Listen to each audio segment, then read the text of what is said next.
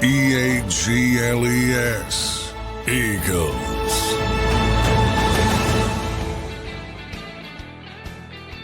And welcome in, everybody, to a Thursday morning edition of Birds 365 here on JAKIB Sports. I'm your host, Xander Krause. That's my co-host, John McMullen. Give us a follow on X at Xander Krause and at JF McMullen.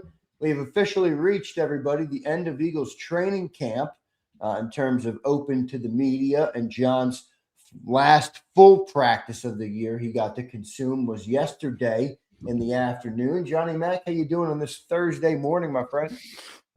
Doing well.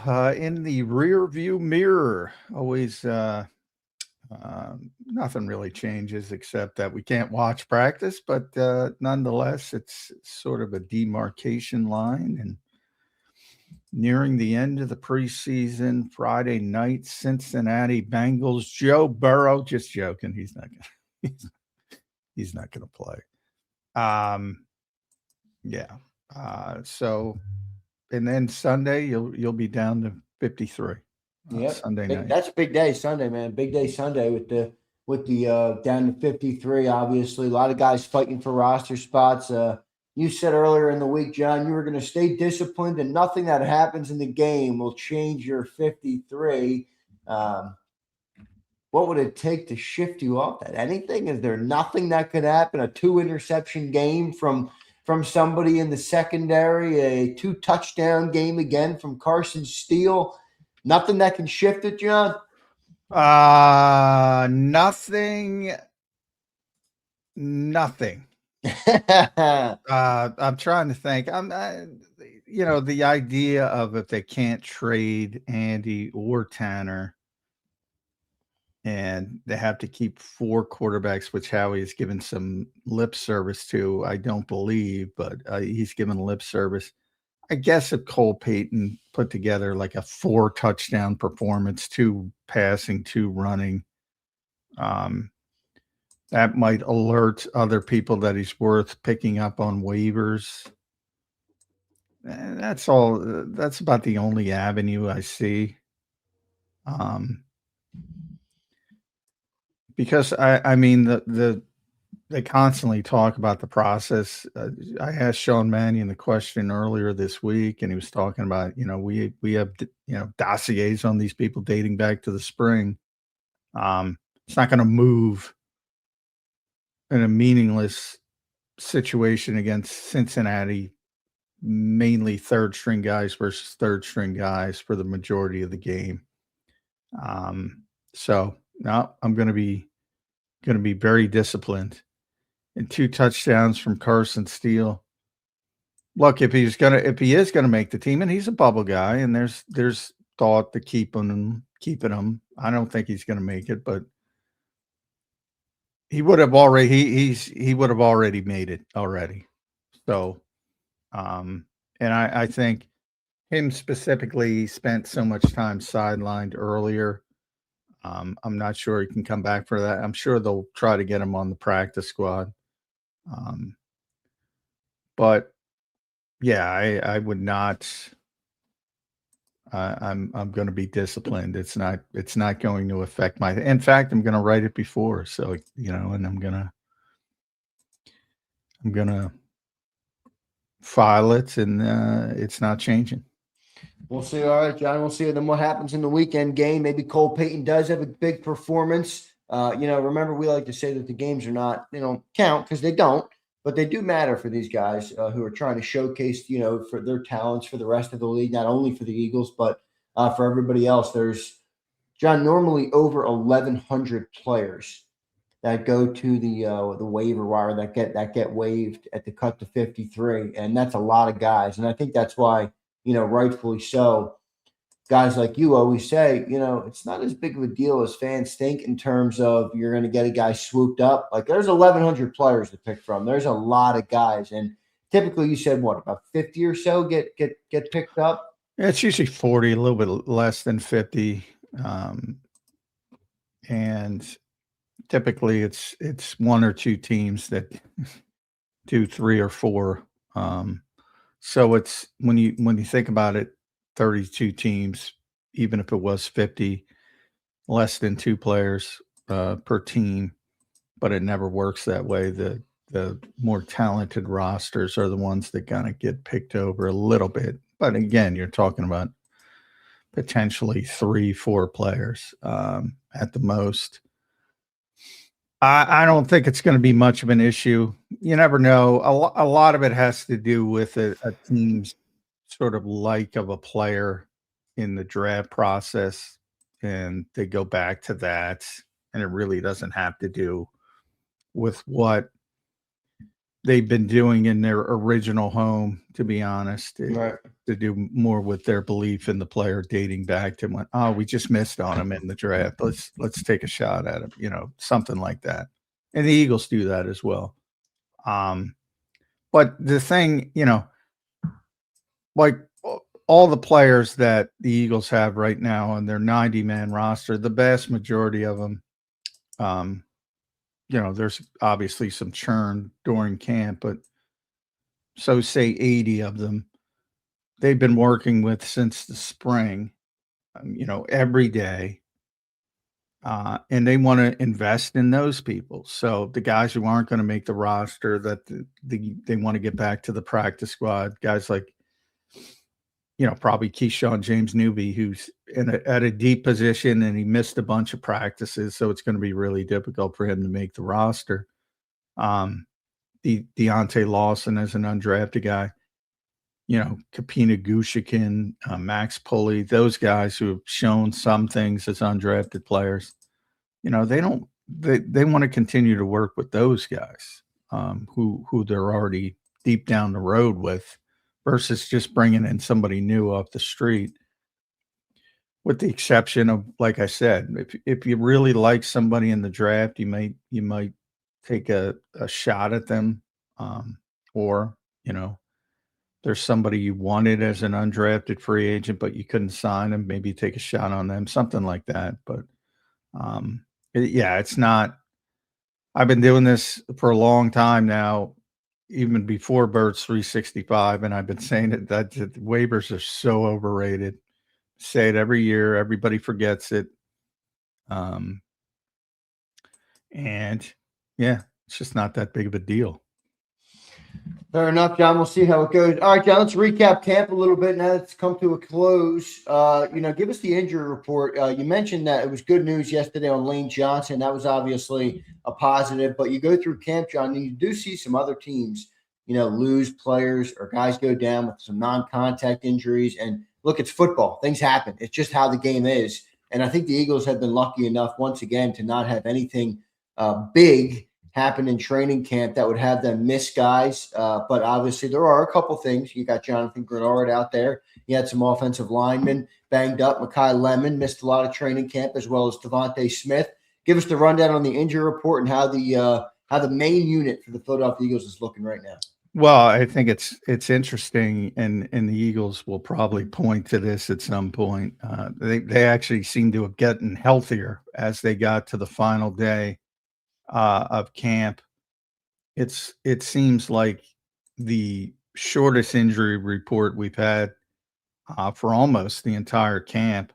The guys who didn't practice yesterday, who have been out, Markel Bell hurt his thumb and has got a leg injury. So two things he's dealing with. Jacorian Bennett's been out with a knee, Grant Calcaterra with the back, Eli Stowers with the hamstring, Cole Wisniewski with the concussion. That's it. And Jonathan Jones, who had been out, returned in a limited fashion.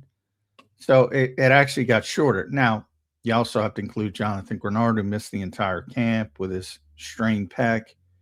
And that's the biggest issue. And shout out to Jimmy Kempson, because I was going to do that this week and he did it, so I don't have to do it. So I'll give him the credit. He did most missed training camp practices. Greenard all 17. Cole Wisniewski missed 12. Kai Lemon, Jonathan Jones, Keyshawn James Newby missed 8. Devontae Smith and Jacorian Bennett missed 7. Grant Calcaterra, Damian Pierce missed 6. So those were the guys who missed a significant period of time. Calcaterra, Bennett, Wisniewski and Greenard obviously are currently injured. Jonathan Jones just got back. So yeah, pretty again, they'll get the week 1. And it's sharp contrast to Washington, which is crippled already. Especially on the offensive line.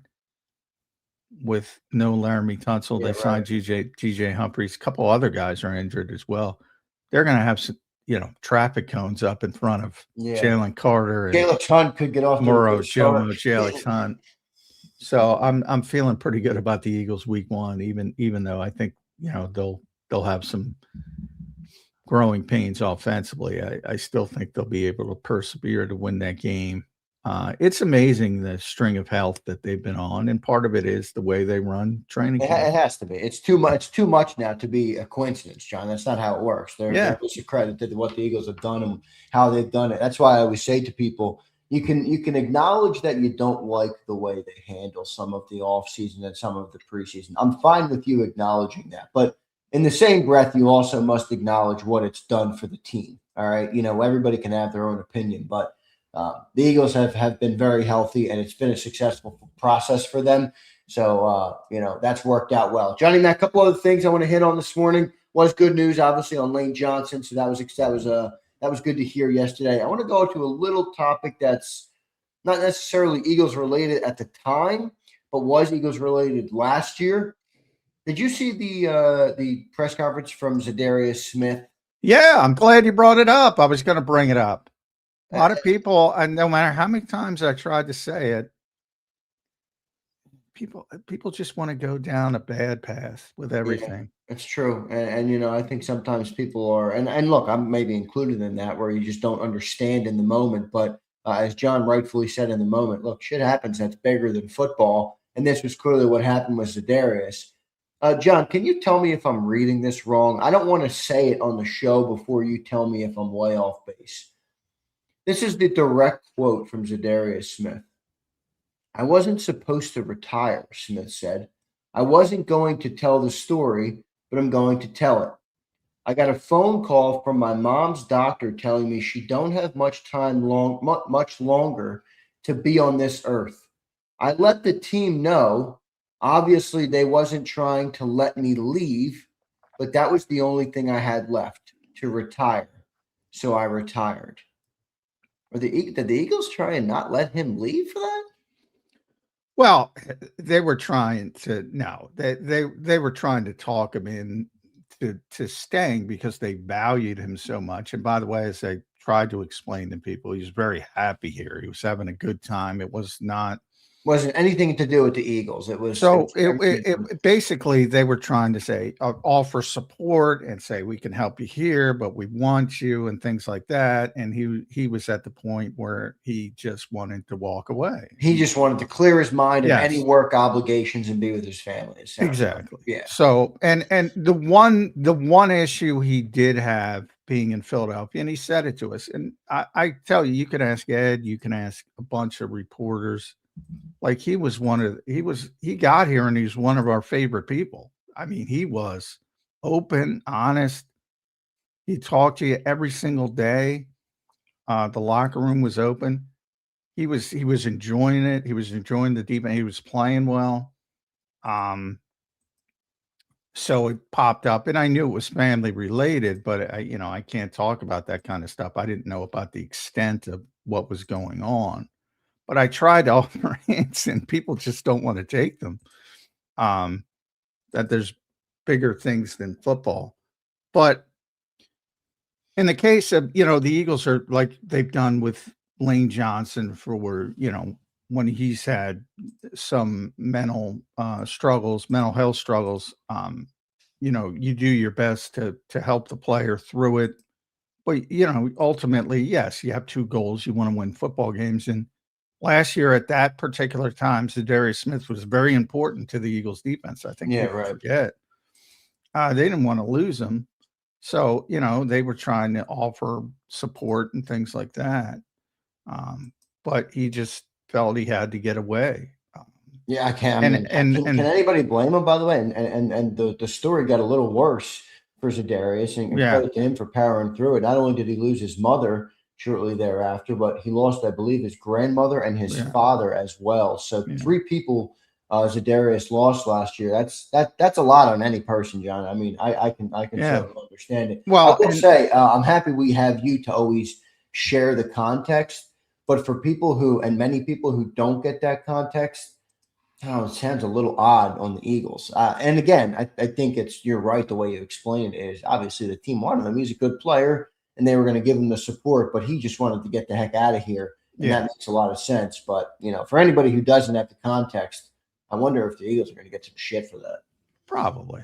I mean, they get shit for Jeffrey Lurie going into the franchise Hall of Fame yesterday, and everybody saying, "Oh, Jeffrey Lurie's putting himself in the Hall of Fame." Well, that was funny. Well, but I mean, they have a committee. Yeah, right. He doesn't pick the people. It's, and look, he's the owner. It's not like. But I mean, he's also deserving. He's very deserving. It's like a slam dunk. John, you ever see that Snoop Dogg at the podium though, where he goes, "I want to thank me. I want to thank me for believing in me." That's what it reminds. I think Lurie is a Hall of Famer, but it was funny. Yeah, and a lot of people went down that route to the point where even though it was pointed out, it is a committee that does it. Jeffrey doesn't pick the people, but I from the standpoint of Za'Darius, the one thing he did struggle with, because he is from Alabama, he's a Southern guy. He wasn't close to home, and he would say it all the time. Right. He would talk about his kids all the time, and obviously his mother was in, so it was difficult for him being so far away. Yeah, they're Alabama, I believe. Yeah, he's Alabama. And that's why. Money, but it's always money. But he likes to be in Atlanta, to be as close as possible. But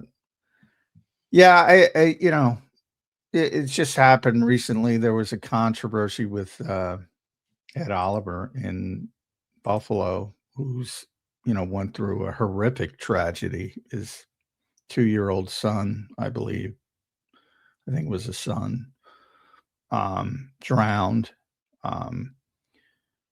And that's got to be difficult. And he didn't want to talk about it, and he didn't want to share it publicly, and somebody let it leak, and everybody in Buffalo knew what was going on. But when it's personal, you don't report those things unless the player wants to talk about it. It becomes public and you want to ask them the question, that's fine. But, personal is personal. And that's why we tend to stay away from those things, because it's not football related. We're there to cover the football team. Yeah. Well, Za'Darius, good for him. He was able to battle back through, obviously, 3 things that happened that are huge events in his life. He signed with the Atlanta Falcons, and did mention his mother, as John just pointed out. I always wanted them to play in Atlanta because it's so close to home in Alabama. So good stuff for Za'Darius Smith. I just wanted to bring that up because I do feel as though his retirement left with a lot of unanswered questions for the fan base, and many people speculated, the locker room must have been horrible with Za'Darius retiring, and so did Jair Alexander last year. But obviously, some things are bigger than football, and that was. And by the way, Jair come out and did his Players Tribune thing. Had nothing to do with the Eagles. He lost his confidence. Just didn't feel like he could be the guy he was. And it wasn't getting better. So, it's funny how none of those things end up the way people want to make them. But I don't know. They always go that direction. It's like, and it's usually not. It's usually something off the field. It's usually something that isn't in relation to the team. Not always. It could be, but rarely. There's usually something deeper. Yeah. And in both those cases, there was something deeper. Yeah, no doubt about it. All right, good stuff. We'll move on here. Training camp now has come to a conclusion, everybody. Preseason game finale tomorrow night versus Cincinnati Bengals. I don't believe any teams are going to play anybody. So sit back and enjoy some of the Eagles' depth pieces, some of their backups, some of the guys who won't really be here this year, but who are a part of this offseason's training camp. So we will watch that. We'll see who plays at quarterback. I'm excited to see what Cole Payton can do. I'm a Cole Payton guy. I want to see him develop. I wish the Eagles played him a little Cole, more. but we got a big Cole Payton guy. We do. We You in always the have. chat There's today? always somebody who's a big fan of some obscure player. That always seems to happen. But John, now that training camp is done, how would you kind of summarize in terms of? Do you think it was a good, strong training camp? Do you think there's a lot of unknown? Just the Johnny Mac synopsis on it has now come to a conclusion. There's no more ongoing training camp. It's come and it's gone. What would be the Johnny Mac synopsis? And obviously, it's never overly conclusive at this time. We have the whole season out in front of us. But how would you kind of classify this Eagles training camp for this team this year? A little bit different because, they have done significantly different things on the offensive side of the football. So, you have a bunch of new coaches, which is not rare for this team as far as coordinator, but it goes much deeper than that. With, Josh Grizzard and Chris Cooper and Ryan Mahaffey. So it goes much deeper this time. And even if you want to extend it to Jared Johnson, and they're playing a different style, which is curious, and they're having the growing pains, which should have been expected. But they're still a very talented team. They still have a very high floor because of the defense, which is being as advertised. If anything, I think it's been a little bit better because it's pretty evident that Jalen Carter's back from a health perspective, and he's happy with his extension. So you have that. You have Reek Woolen. But the one part that hasn't come into play is Jonathan Greenard, and they still look great without him. And that is maybe the best development of training camp that there's been, to the point where, and I'm a big Greenard guy since they traded him, and I don't even worry about it now because they're gonna be good no matter what. And so whether he's there week 1, which I doubt, if they keep him on PUP and let him rest for 4 more games, I don't worry about. You don't want him to miss the season. You want him to be able to be there for the second half. But I think they'll be fine. They won't be as good, as dominant, but I think they'll be fine. Jalex Hunt has taken a leap, although Lane shut him down yesterday. Boy, oof. Lane Johnson is. Anybody out there, any of our Hall of Fame balloters, just vote the guy in. He's on another level. Yeah, we have a couple. I don't know. I've heard some differing opinions on him actually. I think Silly has 3 or 4 of the Hall of Fame voters on, and Jason Cole was like, "Oh, I think so," but I have to take a look deeper. I think it was Armando Salguero who said he would hold some of the early the PED stuff. Yeah, the gatekeepers, nothing against. Yeah, Jason said he's not going to hold that against him at all. But Armando did. Look, everybody's got a different. Everybody's got a different. Then that's the thing. Look, and those guys do a good job. He'll get in eventually, but part of the thing, the first half of his career, ironically, Kelsey the same way, that they got better later in their careers. In the case of Kelsey, though, was more getting better. In the case of Lane, it was, they didn't recognize right tackles. It was all left tackles, left tackle, Pro Bowl. You take 2 left tackles, even though they don't play that way. Unless left tackles were valued more until recent years, when everybody's putting great pass rushers on both sides, and it became more important to have really top tier right tackles as well. So that hurt him early in his career. The PED stuff obviously hurts with some people, as you just pointed out. I think most will ignore it, but we'll see. But I'm just talking about play on the field, nothing else. I mean, this guy is just, and ever since PFF came and developed offensive lineman stats and the lack of sacks and Right, pressures and all those pressures different given things, up, yeah. and it's just unbelievable. Like if you ask most people who the best right tackle has been in the NFL over the past 5 years, they're going to say Penei Sewell. And I can't argue. He's a great player. But if you look at their numbers, it's not even close. And it's different because the Eagles had been playing a more conservative style. So Penei's asked to do more from a standpoint of they're throwing it a lot and just numbers wise. He's in pass protection more, but yeah, I mean, when you see Alex Hunt having the type of camp he has, and then he shows up against Lane Johnson in 17, and it's like, okay, you're not doing anything today. Yeah, right.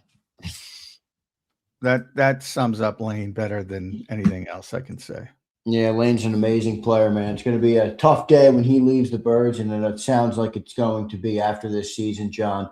I think you might have heard it because normally you're at the game, so you don't see the TV coverage. But the last preseason game, they did interview him on the sideline, and again, he used that word probably, so the door is slightly ajar, but it's basically closed. I mean, you could almost hear Lane say, "Yeah, this is it," kind of. So he's done. This is going to be it for now. You know where the door's slightly ajar if he gets hurt again, and it's same thing. He doesn't want to go out like that if he plays 2 games. Could I flip it the other way too, John? Like, would the door be ajar if he plays every game and just has an all-pro season? I mean, how do you walk away if you have an all-pro I don't think so because again, it's about family more than anything which is what he's emphasized at the time. Yeah, I don't think it's about football. He loves playing football, but there's a lot of stuff you got to do to get to the point to play football. And that part takes you away from your family more than he wants right now. So, family's a big thing for a lot of people. So, yeah, I mean, there are more important things than football. No doubt about it. All right, good stuff there, Johnny Mac.